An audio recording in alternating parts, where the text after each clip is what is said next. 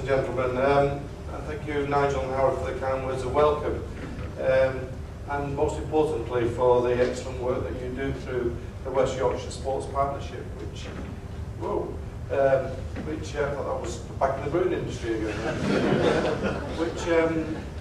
which was actually the first county sports partnership that I was introduced to on my tours when I was becoming familiar with the job that I had, and it's I remember very much the stories and the information that I was given then, and in fact I'm not only grateful for the work that you do, I also think that this partnership is perhaps one of the strongest that we have at the county sport partnership level, and very much the model that Howard has referred to. Look, Sport England's message is simple. It's getting more people to do sport.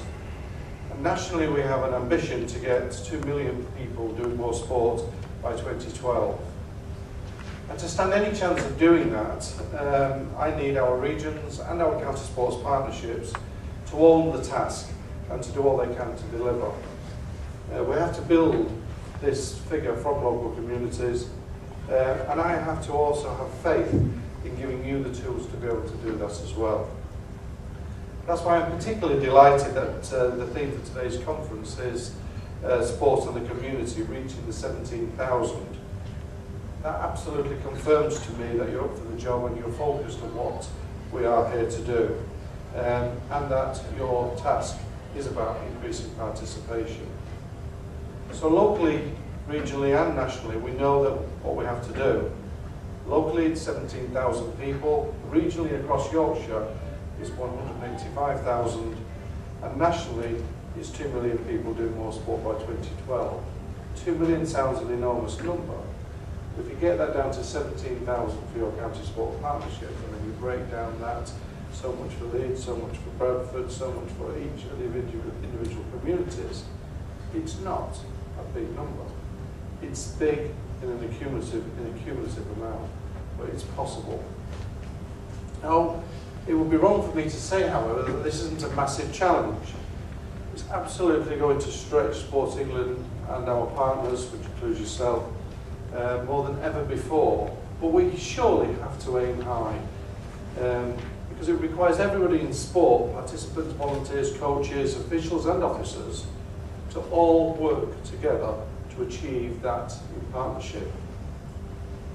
Now, the way in which we measure this, which one of the biggest issues I had when I came to Sport England was, I said, well, how are we doing? How have we done over the last 9 years? We've spent £2 billion in sports investment. We've leveraged in a further 1.9 billion, nearly 4 billion in total in the last 9 years. How are we doing? And all that I can be told is, we think we've stood still. So I said, well, tell me the things that are working and are not working. Tell me where now with my budget I should put it to actually achieve this objective. We think we have an idea, but we're not sure, was the reply I got. And if you run a business like I run, you don't spend money because somebody gives it you to spend. You spend money to invest, to create the output, the activity that you want. The activity that I want is 2 million people doing more sport by 2012. So the first thing we have to do is to be open and set ourselves a target and be measured against that target, which is why the first exercise that we did was to undertake the work that we call Active People, which is the largest ever survey into sporting habits in England. And that told us nationally that we did about 1,000 people per local authority. 364,000 people were interviewed. And it tells us nationally that about 28% of people have built some sport into their lives. And 21%, or 8.5 million people, do sport regularly. That means that they're doing sport 3 times a week for at least 30 minutes of medium intense activity. Now Yorkshire lags behind the national average with 20.1%, or 821,000 people doing sport regularly. And when you narrow the field to West Yorkshire, the results are similar. But, shockingly, it also means that over half the population do no sport at all. Absolutely zero. In Yorkshire, it's over 2 million people doing no sport at all. So that's our challenge. That's our call to action, because we have to get many of those people doing some sport. Now, the 2012 Olympics and Paralympics must undoubtedly be there to help us. It's not a silver bullet that will do it, but it gives us an opportunity to corral our thinking and our activity around something that the whole of the nation is proud to have. Because it is this fantastic opportunity that we must not squander.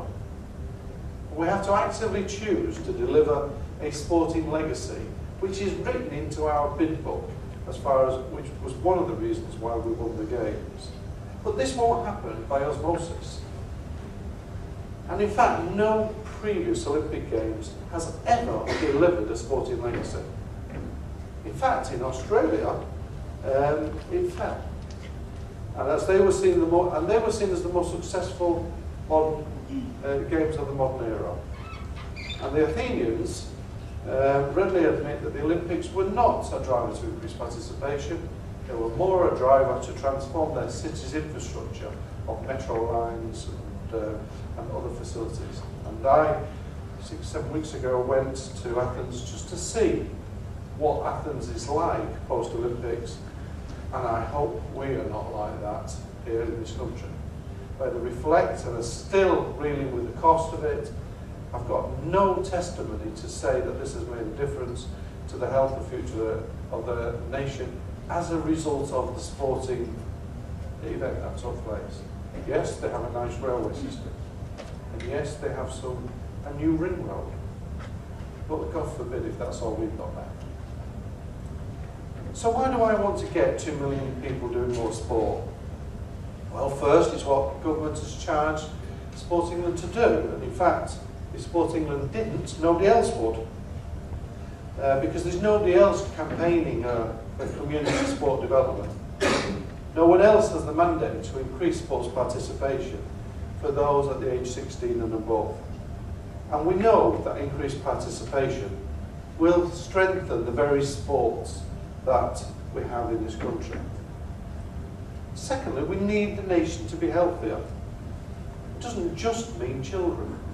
Last week's predictions from Sir David King, the government's chief scientific advisor, are truly worrying.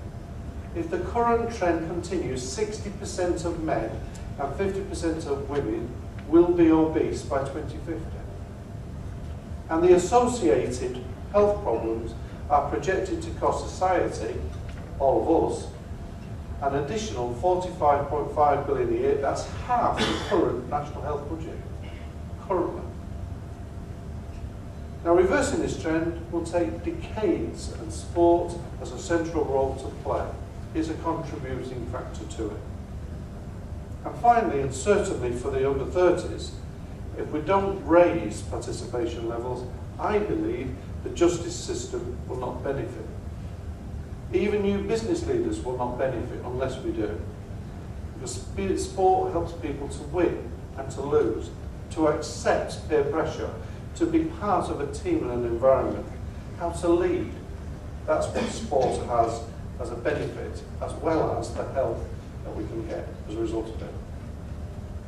So how do we overcome this challenge of inactivity? I think there are probably 5 key steps. Firstly, let's have our clarity of purpose. As I said at the start of my presentation, that Sport England's primary mandate is to sustain and increase participation in community sports across all those 16+. It's that simple.